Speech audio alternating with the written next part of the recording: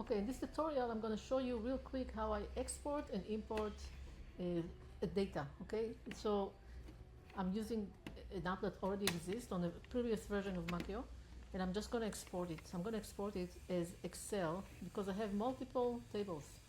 Okay, so let's do that. Export table as Excel. Okay, it's exporting it.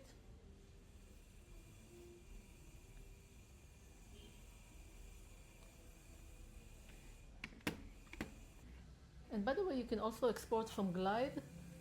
It will allow you to import all the database from Glide as well. Alright, so now I exported it.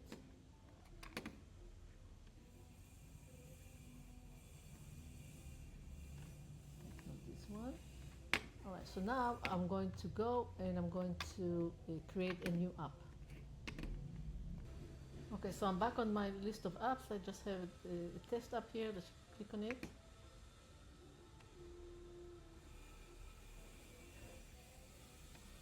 So what I want to do is I want to edit in the data, everything I just exported. So I go and click import data.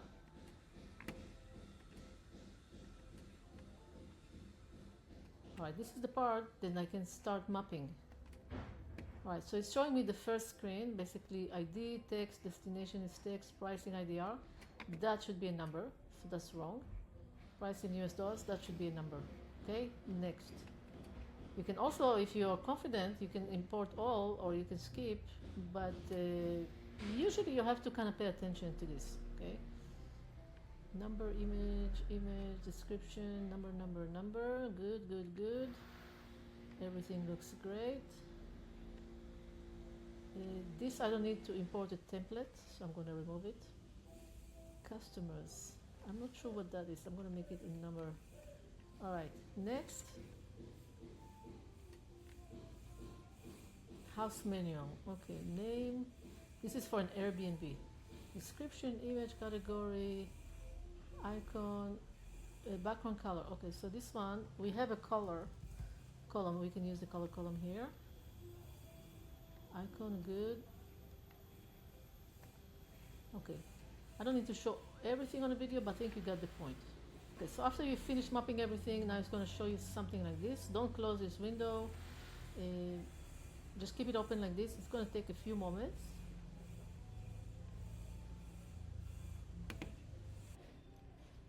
Okay, so this is finishing now.